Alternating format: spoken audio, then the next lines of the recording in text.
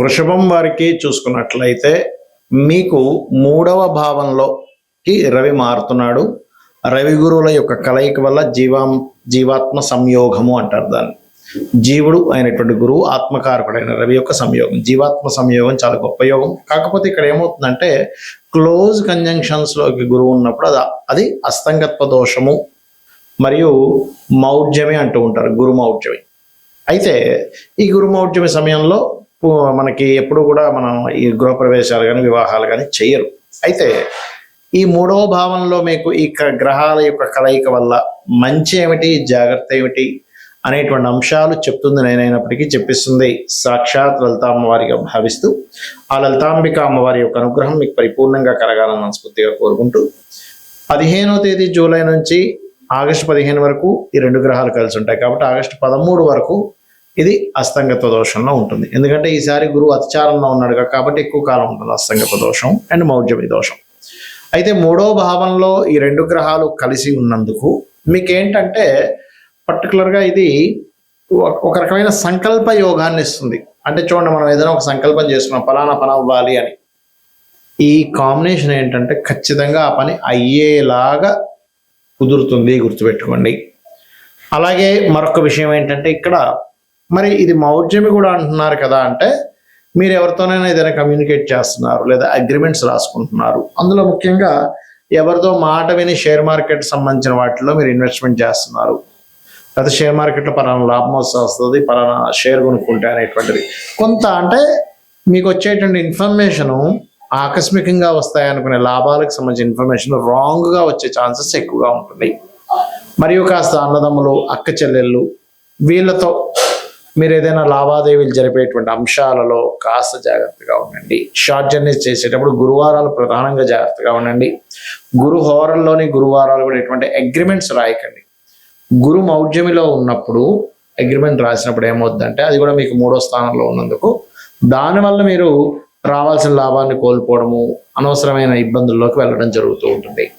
అయితే మీరు దీనికి ఏం చేయాలి, నవగ్రహాల్లో ప్రత్యేకంగా రవి గురు గ్రహాల దగ్గర దీపారాధన చేయడము, మరియు గోధుమలు శనగలు దానంగా ఇవ్వడము. మీరు నిత్యము చేయవలసిన దేవతారాధన కూడా ఏమిటి అని చెప్పి చూసుకున్నట్లయితే విష్ణు సహస్రనామాల యొక్క శ్రవణము లేదా పఠనం చేయడం చేస్తూ ఉండండి. అప్పుడు ఏమవుతుంది, మీకు సర్వసాధారణంగానే గురువు అనేటువంటిది పూర్వజన్మ కర్మకారకుడు. పూర్వజన్మ కర్మకారకుడు ఎప్పుడైతే ఈ 3లోకి వచ్చున్నాడో, రవితో కంబస్ట్ అయ్యాడో, ఇంకొంచెం అదేదో మనం సంబంధం లేకుండా ఇన్వాల్వ్ అయిపోయి మధ్యవర్తిత్వంగా వెళ్ళిపోయి ఇబ్బంది పడుతుంటాం. కాబట్టి ఈ విషయంలో జాగ్రత్తగా ఉండండి, అన్ని విధాలు బాగుంటుంది. గోచారంలో జరిగేటువంటి గురువు కానీ శుక్రుడు కానీ ఉన్నప్పుడు దాన్ని మౌఢ్యమి అంటారు.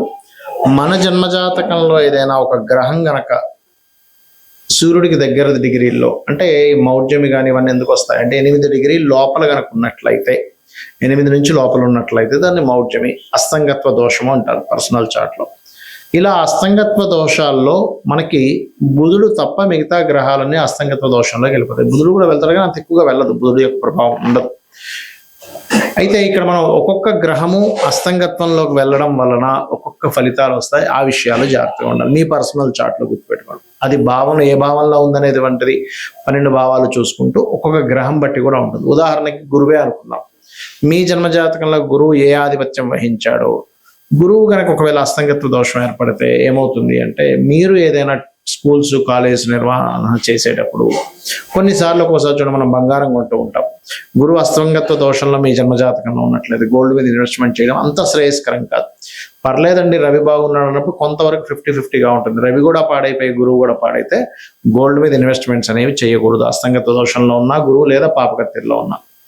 అదేవిధంగా కొన్నిసార్లు అమావాస్య యోగంలో పుడుతూ ఉంటారు కదా, అంటే అప్పుడు చంద్రుడు చాలా క్లోజ్ డిగ్రీల్లో సూర్యుడి దగ్గరికి వచ్చేసాడు, చంద్రుడేమో క్షేణ చంద్రుడే. అలాంటప్పుడు ఏంటంటే మీరు అమావాస్య నాడు పితృదేవతా సంబంధించిన కార్యక్రమాలు చేయడము, మరియు అదేవిధంగా మరొక విషయం ఏంటంటే ఇక్కడ వీటితో పాటు మానసిక సంబంధంగా, అంటే కొంచెం మనసు మీద ఎక్కువ తీసుకుంటూ ఎక్కువ ఎమోషన్స్ అవ్వకూడదు అనేటువంటి దాని అర్థం అనమాట.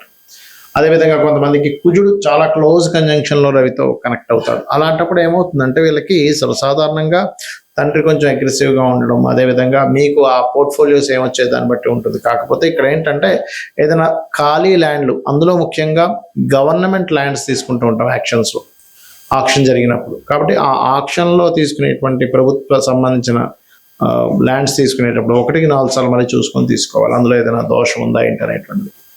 అదేవిధంగా బుధుడైతే కొంచెం ఎక్కువ కంబస్ట్ అవ్వడు బుధుడు విషయంలో. కాకపోతే ఏంటంటే బుధుడు మీరు ఎప్పుడైనా గుర్తుపెట్టుకోండి, కంబస్ట్ అయినప్పుడు కొంచెం ఏదైనా వ్యాపారం చేస్తున్నారు లేదా షేర్ మార్కెట్ రిలేటెడ్ సంబంధించిన విషయాల్లో చాలా జాగ్రత్తగా ఉండాలి. అదేవిధంగా శుక్రుడు అనుకోండి, వివాహము, చాలామందికి శుక్రుడు కనుక క్లోజ్ కంజంక్షన్లో కనుక రవితో ఉన్నట్లయితే అప్పుడు ఏమవుతుంది అంటే మీకు అది వివాహము, వివాహ జీవితము, స్పర్మ్ కౌంటింగ్ తక్కువగా ఉండడము, లేకపోతే కొంతమందికి లేడీస్కి అయితే వాళ్ళకి చూడండి ఒక్కోసారి వాళ్ళు ఈ thyroid related issues, హార్మోనియల్ related issues వస్తూ ఉంటాయి. శని కనుక అయినట్లయితే సహజంగా చెప్పాలంటే శని రవుల కలయిక ఈజ్ సమ్ టైమ్స్ కొంచెం గట్టిగా ప్రయత్నం చేస్తే గవర్నమెంట్ జాబ్ వస్తుంది. కాకపోతే తల్లిదండ్రులు అంటే తండ్రితో కొంత తెలియని విభేదాలు రావడము, కొంచెం జాబ్లో ఒక్కొక్కసారి చూడండి మనం చూస్తూ ఉంటాం, పలానా జాబ్ దగ్గరికి వెళ్ళామండి అక్కడ స్ట్రక్ అయిపోయానంటూ ఉంటాం. అయితే ఇక్కడ ఏంటి, శనితో పాటు అది దశమాధిపత్యం కూడా వస్తే ఇంకా ఎక్కువ వస్తుంది దాని ప్రభావం. రాహువు కేతు అయితే గ్రహణ సమయాలు అవి పెద్దగా కంబస్ట్ అవ్వు దీనికి, ఎందుకంటే ఛాయాగ్రహాలు నిజమైనటువంటి గ్రహాలు కావు నోట్స్ కాబట్టి. అయితే ఇక్కడ ఏంటి, ఏ భావంలో మీకు అస్తంగత్వ దోషం ఏర్పడింది. ఇప్పుడు మనం చెప్పుకుంటున్నాం, మేషం వారికి అయితే 4వ స్థానము, వృషభం వారికి అయితే 3వ భావంలో ఉన్నది రవి గురువులు, మిథునంకి అయితే 2వ స్థానము, కర్కాటకం అయితే రాశిలోనే, సింహానికి అయితే 12వ స్థానము, కన్యకి అయితే 11వ స్థానం, ఇలా చెప్పుకుంటున్నాగా.